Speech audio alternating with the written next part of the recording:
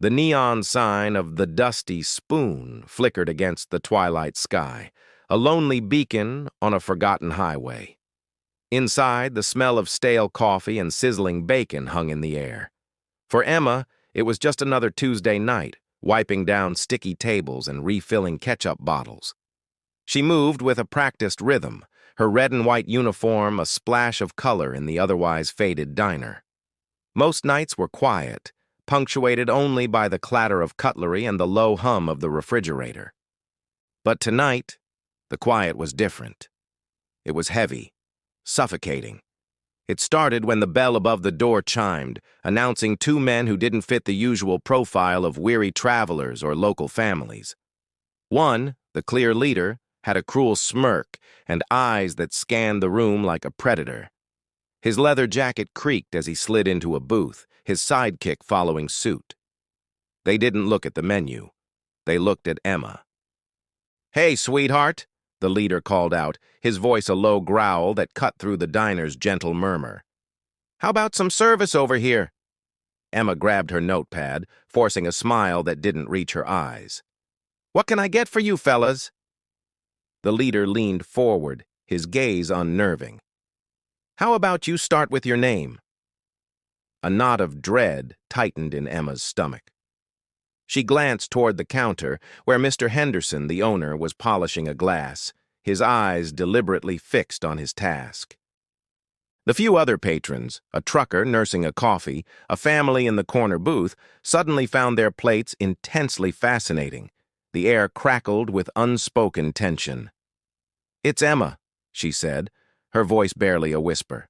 "Emma," the leader repeated, tasting the name. "Pretty name for a pretty girl. We're not too hungry for food. We're here for our protection payment." He gestured around the empty diner. "Looks like business is slow. Wouldn't want it to get any slower, would you?" His sidekick chuckled, a nasty, grating sound. He cracked his knuckles, the pop echoing in the silence. Emma's hands trembled.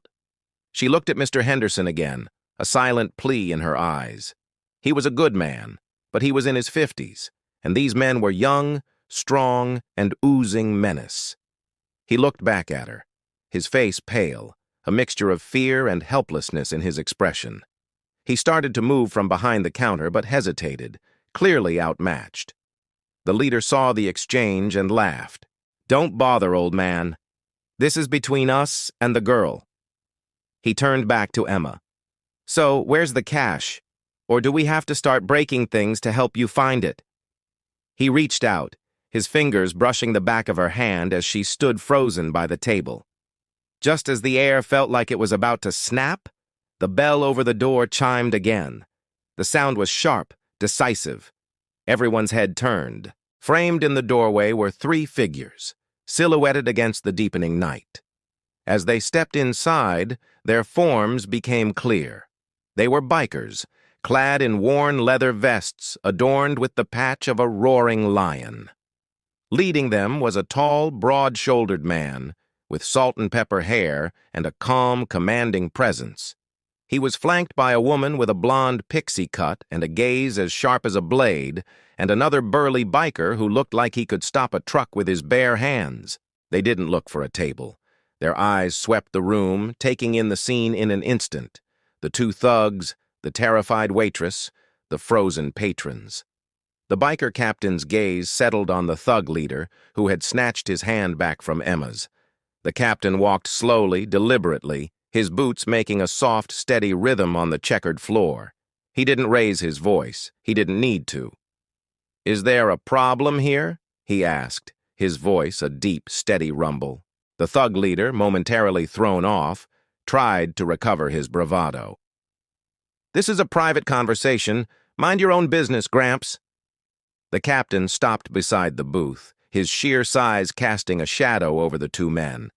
The female biker and her companion stood a few feet back, a silent, immovable wall.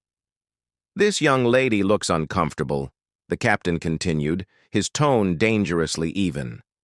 "And when people in a place we like to eat are made uncomfortable, it becomes our business." He gestured vaguely at Emma. "You bothering her?" "We were just having a chat." the sidekick mumbled, suddenly looking much smaller. Doesn't look like a chat, the female biker chimed in, her arms crossed. Looks like you're harassing the staff. We don't like that. The thug leader stood up, trying to use his height to intimidate. It was a mistake. The biker captain was a head taller, his presence filling the space between them. For the first time, a flicker of fear showed in the thug's eyes. He had picked a fight, but he hadn't anticipated this kind of opposition. There was no shouting, no posturing, just an unnerving, absolute confidence that promised a very bad outcome. The captain didn't move a muscle. He just held the thug's gaze. The silence stretched, thick and heavy. You could hear a pin drop. The thug's bravado crumbled under the weight of that unblinking stare. He looked at his sidekick, who was already starting to slide out of the booth, then back at the three bikers. He had miscalculated. Badly. You know what? The thug said, forcing a nervous laugh. We were just leaving. He grabbed his jacket, not daring to look at Emma or Mr. Henderson. He and his sidekick practically scrambled over each other to get to the door, shoving it open and disappearing into the night without a backward glance. The tension in the diner broke like a fever. The other patrons let out a collective, shaky breath. Mr. Henderson leaned against the counter, his shoulders slumping in relief. Emma stood rooted to the spot, her heart still hammering against her ribs. The biker captain turned to her, his hard expression softening into a gentle smile. You all right, miss?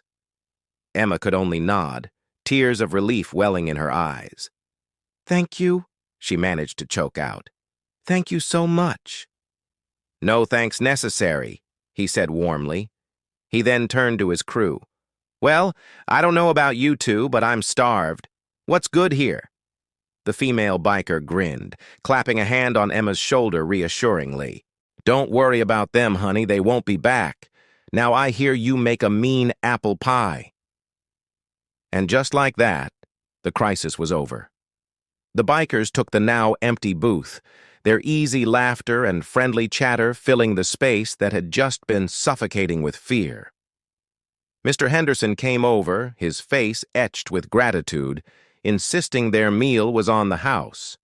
The captain politely refused, pulling out a worn leather wallet. We always pay our way, my friend. Just keep the coffee hot. As Emma bustled back and forth, bringing them plates piled high with food, the diner began to feel like itself again. The trucker at the counter raised his mug in a silent toast to the bikers. The family in the corner booth smiled. The warmth and safety had returned, brought back not by a loud, violent clash, but by the quiet strength of unexpected heroes. That night, as the bikers rumbled away on their motorcycles, leaving behind the comforting aroma of coffee and the sound of clinking plates, Emma watched them go from the doorway. The neon sign of the Dusty Spoon no longer seemed lonely. It glowed with a new kind of warmth, a testament to the fact that sometimes help arrives in the most unexpected ways, wearing leather, and a quiet confidence reminding everyone that decency and courage can still be found on a lonely stretch of highway. Thank you so much for watching. If you enjoyed this story, don't forget to hit that like button, subscribe to the channel, and ring the bell so you never miss a new video. We love sharing stories that inspire and uplift, and your support helps us keep doing that. We'll see you in the next one.